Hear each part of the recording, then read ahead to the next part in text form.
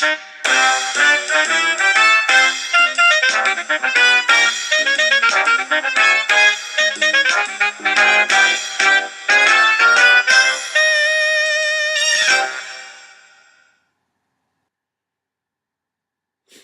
guys, welcome to another lecture for Mr. Gehm's history class, video lectures. Okay, we're going to be talking about the Second War of Independence and the upsurge of nationalism from 1812 to 1824. This should pretty well go out chapter 12. I know we kind of went over that and you kind of already did part of that. This will carry us into chapter 13 and it also will help us get into chapter 14 if you're using the American Pageant. So let's go ahead and get started with this. Okay, so we're going to talk about Madison's War. Mr. Madison's War, which is the War of 1812, was also referred to. If you remember in my last video lecture, I told you, this ended up being Madison's War. And unfortunately for Madison, he ends up with a war that's not really going to be. Oh, wait a minute. Hold on just a second. I got to start my clock. I almost forgot to start my time, so I know you try to keep within 10 minutes. Mr. Madison, James Madison, actually ends up with a war that, unfortunately, is going to become more of a quasi-war. It's not going to really accomplish much, and we'll get into that later on. Okay, but technically the war is known as the War of 1812. In June of 1812 is when the Declaration of War takes place. Unfortunately, the nation is completely divided on this war, if it should be, or as a justifiable war or not. Of course, it's opposed by the Federalists and, of course, by the Middle Atlantic states. They felt like they had the biggest to lose with this. And remember this concept that we talked about in the last lecture too is with this uh, uh, with England, the impressments, and all that information. So you have to kind of talk that all this ties in.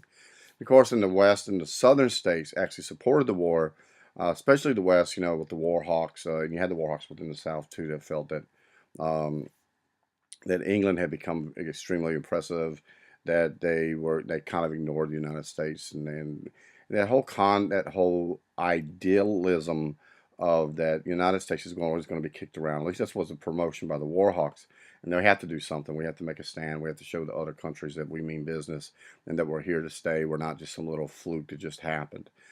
So unfortunately, like I said, the nation is completely divided on this. So it actually becomes one of America's worst fought wars. Um, and later on, way later on, when we talked about, what we end up talking about Vietnam is, a lot of times Vietnam is given that title as well. But unfortunately, like I said, the people in the country are completely divided or apathetic toward the war. Without doubt, the military is completely unprepared for this war. Remember, you had Jefferson that wanted to scale down after Adams, make a small army, a small navy, and all those attributes that were there. And unfortunately, that sets up a nation that's not really prepared to go to war. It doesn't have the army prepared, it doesn't have a large navy and everything else. And also, you have to remember the Canadian strategy is poorly conceived, which you read probably a lot of, have or should have read a lot about in your textbook. But just to kind of briefly go over the Canadian strategy was the fact that they believed that the Canadians actually would almost welcome the America's involvement, and actually, if the Americans were, the conception was that we could take Canada as well, and then we can any threat from the north, in the future at least. It's poorly conceived because the Canadians aren't really looking for America to come in and save them. They didn't really feel like they needed saving anyway. And of course, economic life was crippled a large part due to the Embargo Act. Remember, you have the Embargo Act, you have Makin's Bill number 2, the Non-Intercourse Act. Actually, I put those backwards. It's the Embargo Act, the Non-Intercourse Act, and then Makin's Bill number 2. And I told you should remember that, right? Okay, so the economic life is really bad in the country. It's not strong. So you don't have that good economy that's going to help support this type of war too. And that's another reason people are divided with this war. You also have the major Indian resistance that's taking place. Remember, the English are actually arming them, even training them to some degree, antagonizing them. So you have two major battles in this period that you really need to know. Is the Battle of Thames, which takes place in 1813, and Tecumseh, remember his brother, the Prophet, that were not at the Fallen Timbers. They don't get Tecumseh there, but they do get him at the Battle of Thames, And he's killed by William Henry Harrison's forces. And William Henry Harrison, because of that, kind of escalates him into a very prominent role, become much more of a war hero because of it. And then you have the Battle of Horseshoe Bend, excuse me, in 1814, a year later, which the Creek Indians are defeated by Andrew Jackson.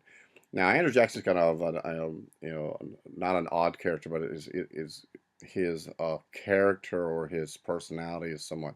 There's a lot of people that like Jackson as a president, and there's those that don't really care for Jackson as a president. And I personally kind of lean to the not really fond of Andrew Jackson as a president.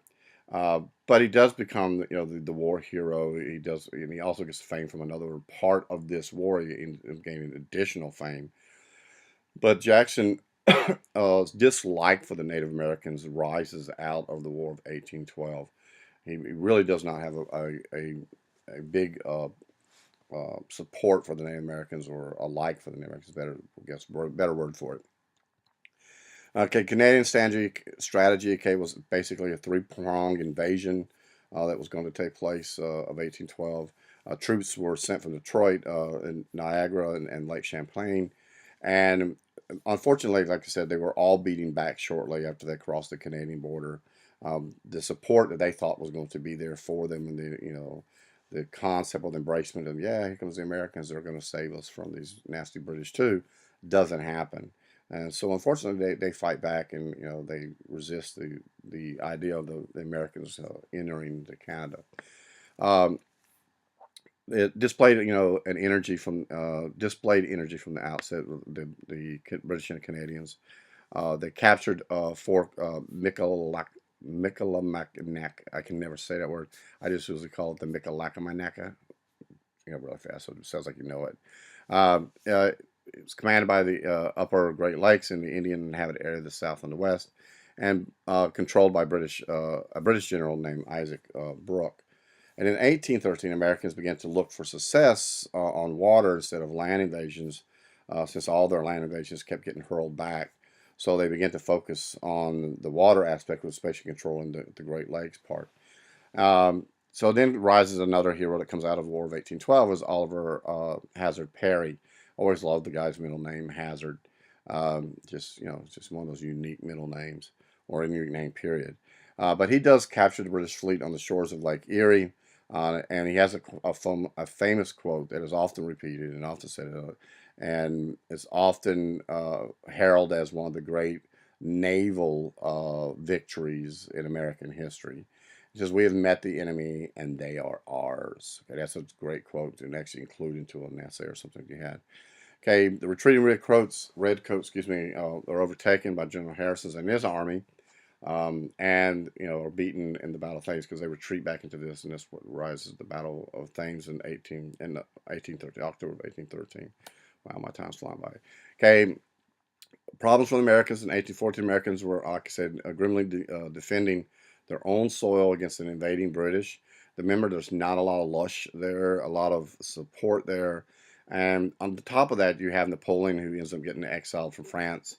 And, we trying to lean toward France for the support. Remember, they are the ones that do rescind the part of what, had created the embargo, reason Jefferson enacted the embargo act. Napoleon's the first one to kind of rescind those orders and agree to the American demands to some degree. Remember, England never does, because they figure that, well, they'll force France to do it. I mean, France falls, and then England will do the same, but England doesn't. That's one of the reasons we end up going to war with them. But Napoleon, gets exiled. Once he gets exiled, you don't have that French support that you once, or what the Americans were banking on. And you can kind of understand the French as well, because, we'd already kind of screwed them over a couple of times. So they weren't real gung-ho about, helping the Americans out again. So you had the Battle of Plattsburgh in 1814. The British prepared to attack New York. They forced to bring supplies over the Lake Champlain, and they get challenged by Thomas McDowell, and the British are actually forced to retreat. Now, this becomes one of the biggest things, or big events, of which the British actually finally are really kind of put into a retreat mode, and the Americans actually begin to believe, into some degree, at least those that are supporting this war, that this is going to be an easy or at least a defendable war where they can actually win, and does save Upper New York from conquest and a foothold that the British could have actually grabbed. So Battle of Plattsburgh is an important one. But one of the things that happens in this war is that in August of 1814, you have 4,000 British troops that land in the Chesapeake Bay, and they begin to advance on Washington. It becomes known, part of that invasion becomes known as the Blandsburg Races. The reality is that the British land with 4,000, we have 6,000 panic militia. Remember, now, the militia is kind of a hobnodge group of military. It's not the official military. It's a militia, um, and because they're facing these redcoats, all over again. Here we go again, and there's 6,000, so they outnumber the British by 2,000. And but yet, because the British are so organized and military looking, I guess you could put it, way they panic and they run away. Of course, by when they do this, they leave Washington exposed. So Washington actually gets burned, and most of the buildings in Washington are burned. The White House, and there goes my time. That's 10 minutes. I'm going to finish this one up though. Then I'll stop here. Okay, but the Capitol gets burned. Most of the buildings get burned. The White House, and that's the funny story is that the White House actually becomes the White House after the War of 1812. Originally, it's not painted white. They do that afterwards to kind of cover up all the burn marks and everything that happened to the Capitol, to the White House. British moved on into Baltimore. They get beaten off by the defenders of Fort McHenry, and that's where we have the famous Scott Key, who actually gets captured, and he's on a ship and he's watching the bombardment of Fort McHenry by the British, and he ends up writing the Star Spangled Banner, or pinning the Star Spangled Banner that night, and it says if the flag's still waving in the morning, then he knows we still have a chance and we're still going to win, and so the rockets red glare, the bombs bursting in the air. The whole concept. Yeah, you remember the Star Spangled Banner. I don't have to do it for you. And I'm not going to sing it, so that's not going to happen. Okay, so that I'll put a stop right here, and we'll continue this in part 2 of this lecture. Okay, I'll put it right here and put a stop. I'll be right back with part 2.